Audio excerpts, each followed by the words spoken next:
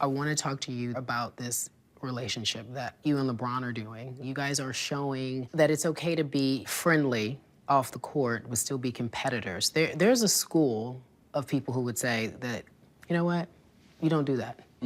You can't really compete against your best friend. It takes the edge off. You know the story of how Magic allegedly wasn't Isaiah's friend anymore when Isaiah started to beat him. Is there any truth to that? It's just total different generations. In that era, maybe ownership built teams. It's built by relationships nowadays. KD going to Golden State, relationships. LeBron coming to Miami, relationships. In our era, it's okay to be friends, go out to eat, hang out at each other's house, but the next day, I'm trying to kick your butt, you trying to kick my butt because you're trying to win, you're a competitor. You wouldn't be as great as you was if you wasn't. So that notion that you can be friends with someone and compete against them, why not? Doesn't mean that you don't want to beat them because you're their friend. Everyone knows that you have a well-documented friendship with LeBron James. When you're going through a decision like this, what did LeBron say to you? Well, I mean, I got an opportunity because I was on vacation with Chris and Bron. They left me alone. You know, they knew what I was going through, but we did have one moment. And they just wanted to hear from me like what I was thinking. So they just kind of listened to me kind of talk about, you know, where my feelings was and what I was thinking. And the biggest thing came back from both of them is follow your heart. KD at Golden State, your thoughts on that? Were you surprised? Were you shocked? I wasn't shocked. I remember what I was doing when I heard it, and I was like, oh. And I went to Snapchat and I said, power move. Because as a player, to be in a situation where you know people are gonna say a lot of stuff about you negative, right? He knows that. That's a team that just beat him to get to the finals, right? He didn't care. He made the move he wanted to make. He teamed up with some very, very good players. And they are going to be powerful in the NBA. Their brand, their business is going to skyrocket because all eyes are going to be on them, whether you love it or you hate it. Your eyes are glued to how this is going to work. It was a power move by, you know, someone that I've now started building a relationship with, you know, and I'm proud of him for making that move. I'm proud of him for making the decision and saying, you know what, I'm gonna do what I wanna do and what makes me happy. And I know it's gonna hurt some people's feelings. And I'm sorry that it's gonna hurt y'all feelings, but this is about Kevin. What advice do you give him? Because you arguably helped coordinate the very first, or as of late, super team, you, LeBron, and Bosh. You know what it's like to be hunted, not liked, talked about. So what advice do you give KD as he makes that move? Well, I think the one thing where we went wrong at, not saying we was the first, but in this era we was the first, was we played into it, right? So we all started playing this game because we love it. We all became teammates because first of all, we wanted to compete for a championship. And we was all very good, and we all just had a passion for the game of basketball. And it showed in our play. When we became teammates and everybody made us the villains, we acted like the villains. It works for someone. Kobe can be a villain. That's Kobe. LeBron James can't be a villain. Dwyane Wade is not a villain. I'm not a person who want to be disliked. LeBron isn't either, Chris isn't either. And we tried to feed into that. And that whole first season, it just wasn't fun. Like, we got to the finals, and eventually we lost because it wasn't true to us. So this wasn't who we was. So my advice to him was, listen, man, that you made the move, you made a decision, enjoy the game the way that you've always enjoyed it. Don't let no one take the joy away. If the Cavs and Golden State Warriors meet with KD in the finals, who wins? Oh, I don't know. I don't care. I hope they're not in the finals. You hope you're in the finals? Yeah. You don't care about them? You don't think they win it? I hope neither one of them in the finals. They're not doing it. They're not making it. No, I can talk about their regular season games. Let's talk about that.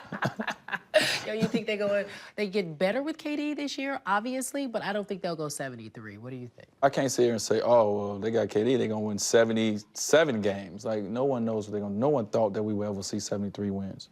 What Golden State accomplished in the regular season was incredible. Now they adding a special player, and they're gonna be exciting. You got to bring your hard head when you play them. Let's talk about you. 13 with Miami. You're now here. And you hear the storylines, what's left, what's left. Last year, your best year since 05, 06, I believe. What's left? I mean, it's more so proving to myself. I don't have nothing to prove to the world. it's something about being an athlete, which is great, but we looked at the superheroes as well, right?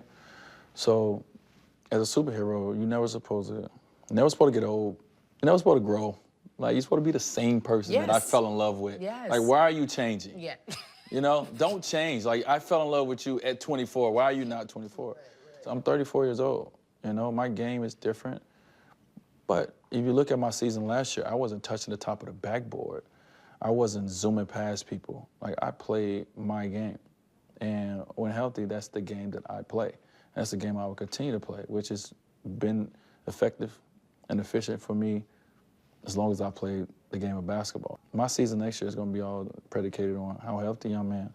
And I knock on wood that I'll be able to play another 74, 75 plus games, have the playoffs, and be able to be me. And that's what I was last year. I wouldn't do anything that I normally don't do. Like, I just played basketball, and I was Dwyane Wade. So coming up tomorrow in my final part of the conversation, my extended conversation with Dwyane Wade, his wife, Gabrielle Union, actress and activist, will join us, and she'll talk about the super couple and how they're able to work together. It'll be a good watch. What do you make of Wade's comments? My heart went out to him. D. Wade's a proud guy. He's somebody that I've known for years in this league. I cover a lot of these guys. You get to know a lot of these guys. Some of their imperfections that come out, you know, we have an obligation to point to that as long as it's not too much on a personal level. There are things that I know about guys on a personal level you'll never hear me say. I'll take it to my deathbed. It's not happening. But as it pertains to the sport that they play, you know, you report on what you report. D. Wade is one of the greatest people that I've ever covered in my professional career. He's that good of a guy. And no matter how comfortable he is with this decision, no matter how comfortable his wife, Gabrielle Union Wade, who's also a friend of mine, I've known her for many years, wonderful woman, no matter how composed they are, no matter how fine they are with this decision, no matter how happy D. Wade is to go back home, and he is happy because he contemplated going there, and, you know, while he was approaching free agency max in 2010 before the three decided to hook up, there is no question that it hurt him to leave Miami, and there is no question why. In the end, when he talks about all y'all need to know, based on that wonderful interview Kerry Champion did, here's all y'all need to know. When he says feeling appreciated, when he says feeling wanted, that's a roundabout way of saying that's not how he ultimately ended up feeling in Miami. 13 years, 3 championships, 5 trips to the NBA Finals. And he sort of felt like he was being pushed out. Hassan Whiteside, $98 million over 4 years. $4 million was reserved for Kevin Durant.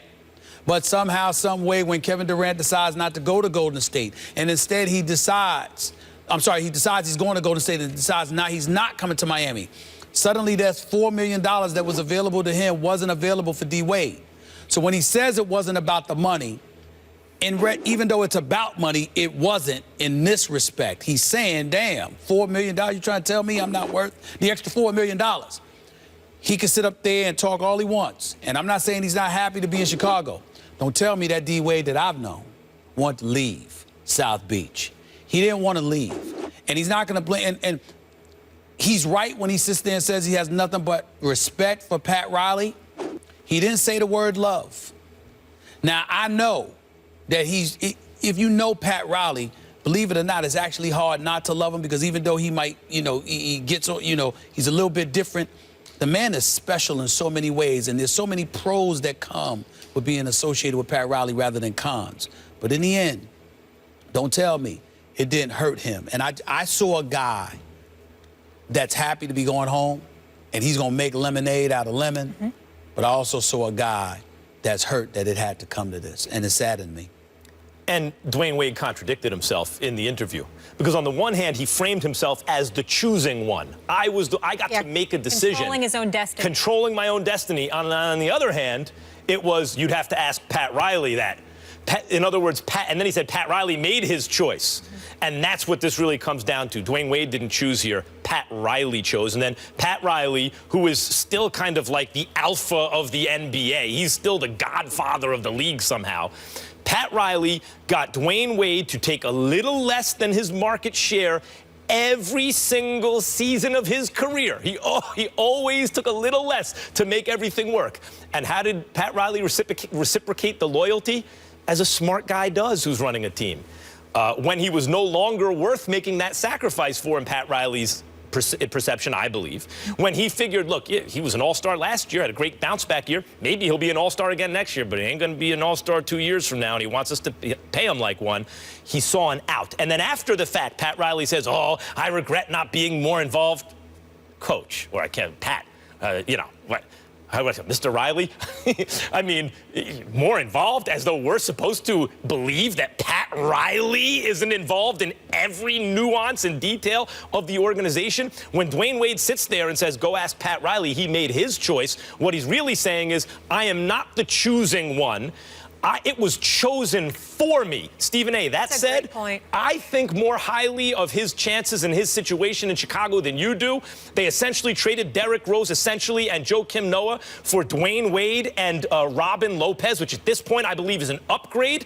And yeah, they don't have a lot of shooting in the backcourt with Rondo, although Butler should shoot better than he did last year. But they got the stretch four, what's his name, Mirotic at the 4, even though Gibson maybe they'll on get paper to the playoffs. is the starter. If they can shoot just enough, they're going to be dangerous. No, I don't think they're going to be dangerous. D. Wade disagrees with me there, so does Jimmy Butler. But I don't think they're going to be dangerous. I think they'll make the playoffs. I think they'll be decent. I think a successful season for them will qualify them getting to the semifinals of the Eastern Conference. Yeah. I think it's questionable whether that will happen, but they'll definitely make the playoffs in my estimation. But I also think getting back to the whole Riley D. Wade thing, I totally agree with you. You know, in terms of being more involved or whatever, some folks close to D. Wade and LeBron text me a message when it went down a few weeks ago, and they said, you know what?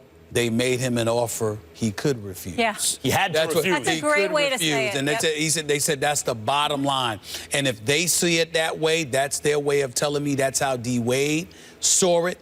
When I spoke to D. Wade, he was perfectly fine with the decision. It had to be done. But he had been warning me for a year. Stephen A., this could be it for me in Miami. He had been warning me for a year. I never believed it because of that beautiful house he built inside, you know, it's near South Beach and the whole bit. But evidently he wasn't playing, man. And in 2 of the last 3 years, LeBron has walked out the door and D. Wade has walked out the door. Again, I think Riley is phenomenal, but this has not been a good time for him. It has not been. Yep, but you want to be where you wanted. And that point again, yeah, he didn't really get to dictate his destiny, but now making the best of it.